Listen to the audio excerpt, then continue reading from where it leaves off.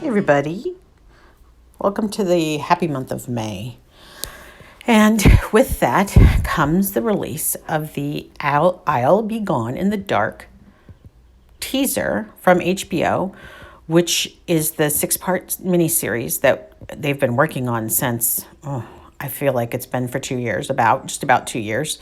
I don't know when it got optioned, but I know it's been a while because we have seen the HBO team around quite a bit over the different afternoons after hearings over the years. I was going to say, gosh, over the weeks and months and years, HBO's been around, and they have film of me doing some weird things. So that's happening. They first showed up, I think, at the book signing event, which was in June of 2018.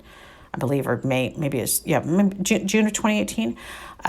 They showed up there and they got tape or video or film. And then they've been in court a lot. They've been to the garden parties that we've had with the survivors have had after court sometimes. They've been around. And then they did extensive interviews with a lot of folks, a lot of folks. I don't even know. Law enforcement, we're not allowed to talk about our interviews because that's the one thing they asked, which seems fair because they're trying to, they call it embargo the information until the miniseries is out. And you want to do that when you're an entity because you want to manage how that messaging happens and how the word gets out. So none of that surprises me. I've been excited about it. I have understood its entertainment, but I got to say that when the teaser dropped on Sunday, and let me even predate that. I know one of the team from HBO tried to call me on Friday, but I wasn't available, so I didn't answer the phone. But I saw her name come up on my phone, and I don't know if she left a message or not. I think she just asked me to give her a call back. She's been great and has kept us informed. She called, I believe, anyone who participated in the interviews on Friday and Saturday. She called everybody and said, we're going to start promoting. So we did know that the promotions were going to start, which is fine. We expected that. We didn't expect it now. We didn't know when to expect it, but we expected they would be promoting. So when the teaser dropped on Sunday, that wasn't a surprise. That's super clear. I just want to be really clear about that. That was not a surprise. What was a surprise is how the story is told in the 1-minute trailer. So again, let's be clear. It's a 1 minute, they call it a teaser, but it's a 1-minute teaser. It absolutely features Michelle and then a couple other known faces, including Paul Holes, things moving through in that way. And it talks about Michelle. And that's the part that I think caught me and some others off guard because we're humans and we're self-centered and we think, my God, we told you everything and that was exhausting and it was hard and God, I was vulnerable with you and what? This is about Michelle? I think that's kind of how it went in our heads, just that scenario right there, like, wow. So it was really a surprise. As I think many folks that listen to this podcast know that the Smith family wasn't consulted at all for the book. So I wrote up a blog on June 9th, 2018, after the Barnes & Noble event, which was pretty awesome.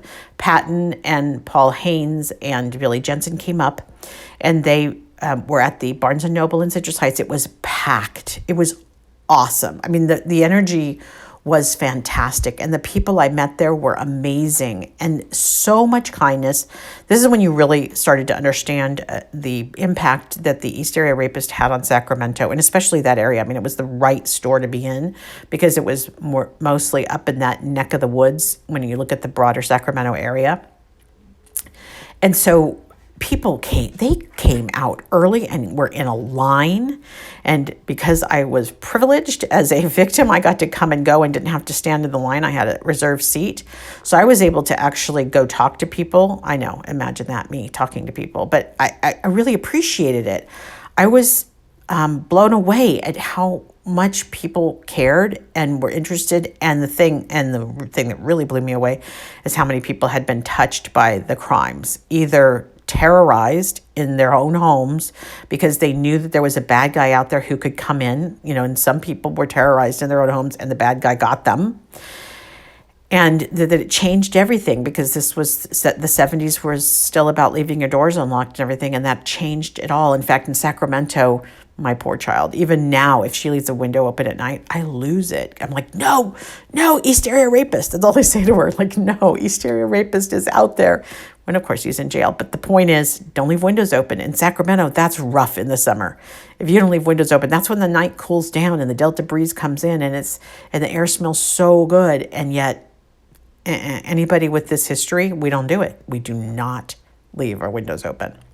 So I had written up in that original blog post back then in 2018 what my issues were with I'll Be Gone in the Dark. And really, I called it my thoughts, because I don't know that they're issues, but they were kind of my sticking points. And Lord knows the HBO team has read this. They remind me all the time that I have opinions, which is true.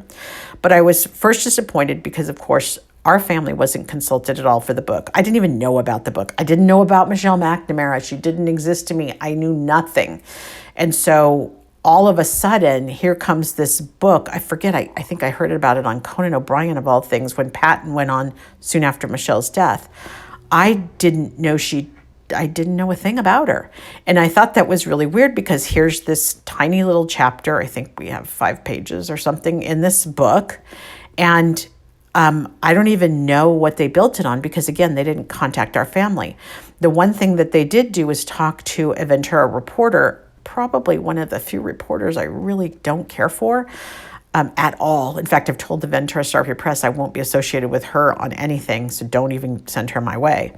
But they made a mistake in pointing people to her set of articles. And so it really got to me. That part really got to me. And so that was the first thing.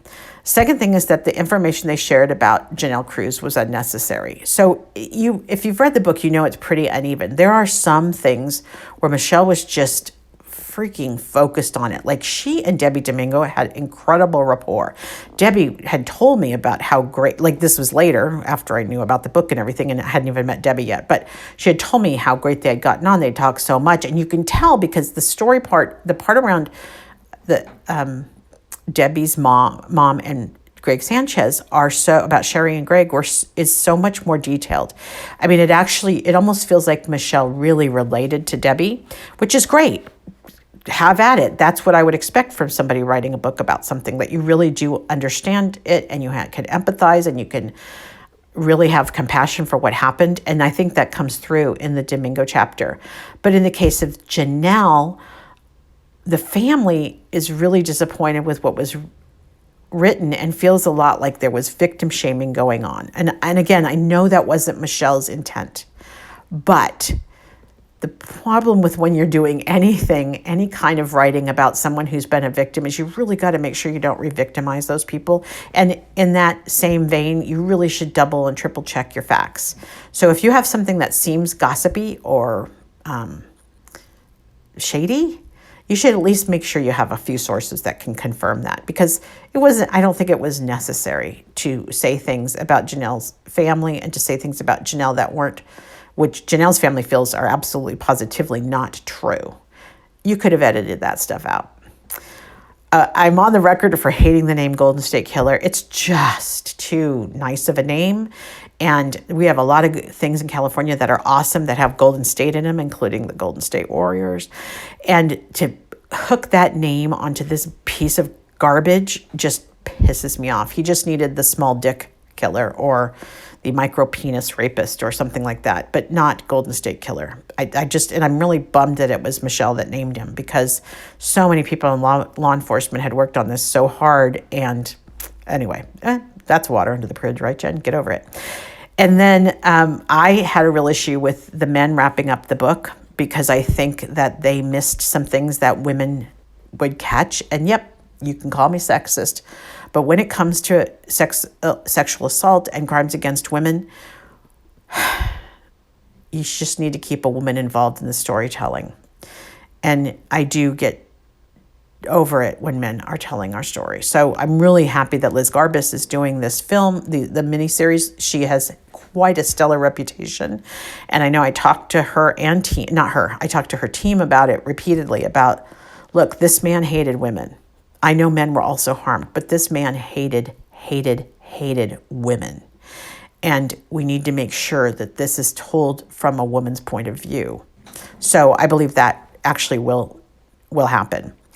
And then I think the last thing that any of us who've been involved with this case get kind of pointed about is that the book didn't solve the case. It just didn't. And already, hearing the passion in the teaser and the breathiness and the, Michelle worked hard and she did this and she did that. Yeah, no, sorry. I mean, she became obsessed with the case. Lots of people are obsessed with the case, but a lot of police officers, law enforcement people, detectives, and even some of the crowd worked really hard on solving this case and did real police work. And I'll find out if Michelle did some police work, and I don't begrudge her that at all. But she was obsessed. That's a little different than really pursuing solving a crime. And we were going to solve this crime. The way it got solved didn't have anything to do with the book. What the book did do, which is pretty amazing, is that it absolutely got visibility on this case because we just didn't have a lot. We had Unmasking a Killer came out just before the book was released, and that was a really very good series. And then this book came out, and it was the first time someone had tried to put together the story in a way that was in a book form. The other books that have been written about this are really not like that. They described the cases and they described what happened, but they didn't really talk more about the people. So I appreciate her for that, and I appreciate her interest. I'm also really sorry that it ended up with her dying as a result of this obsession, because he just didn't deserve one more victim. So as I took a look at the teaser, and it's so funny because it came out on Sunday, and I tweeted something and didn't realize that Liz Garbus had been included on the tweet. So then she replied to me, at which point I had, oh, hi, Liz.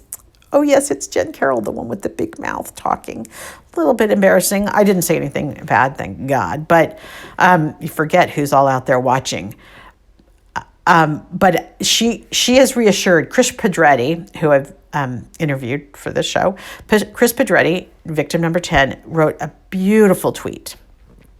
And I happened to retweet it. Let me just pull it up here because it was so good that what Chris said is that I think it's important. This was to Patton, HBO, and I think the guys, Billy and Paul. I think it's important to note that this is not just entertainment. The victims in this series are not actors. They are people who have opened up and exposed their vulnerability about a very horrific experience by this monster. So Liz saw this tweet from Chris, which was great, and said, "Thank you, Chris. And the trauma in the victims' survivors was front and center for Michelle, as it is for those of us who created the series." That was really, really awesome. And that's what, honestly, that is what we experienced with the HBO team. So even though the teaser caught me off guard, and even though the teaser looks like, oh, this is just going to be 6 episodes about Michelle, I don't think that's the case. I do know that this is in 1 minute. You have got to sell your series. You have got to generate interest and excitement. You've got to motivate people to watch. I mean, they do have a financial responsibility to the studio to get eyeballs, to get people to subscribe to HBO, all of that. So that I understand. I mean, I'm in marketing, for God's sake. And Liz has an outstanding reputation. That's really great. It was just that it was just a little bit not about us. So I think if we'd had our expectations set over the weekend that we were going to see a trailer that really did focus on Michelle, that would have helped, number one.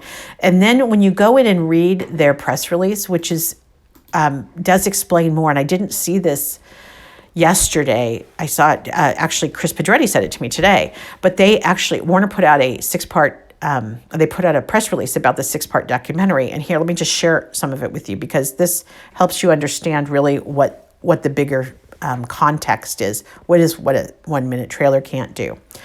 I'll Be Gone in the Dark a 6-part documentary series debuting Sunday, June 28th from 10 to 11 p.m. So you got that, Sunday, June 28th, 10 to 11 p.m. That's going to make it a little late for a watching party, but okay. With episodes airing subsequent Sundays at the same time, is based on the book of the same name and explores writer Michelle McNamara's investigation into the dark world of a violent predator she dubbed the Golden State Killer. The series is directed by Academy Award nominee and Emmy-winning director Liz Garbus and produced by Story Syndicate. I'll Be Gone in the Dark will also be available on HBO On Demand, HBO Now, HBO Go, and partner streaming platforms. And here, now we'll get into the meat. Terrorizing California in the 1970s and 80s, the Golden State Killer is responsible for 50 home invasion rapes and 12 murders. This series gives voice to the survivors and their families. Okay, that's very cool. Documenting an era when sex crimes were often dismissed or hidden in shame. Very, very spot on. Thank you for that sentence. A timely inquiry into our macabre preoccupation with true crime and a cautionary tale of the dangerous lure of addiction. The series is a riveting meditation on obsession and loss, chronicling the unrelenting path of a mysterious killer and the fierce determination of one woman to bring the case to light.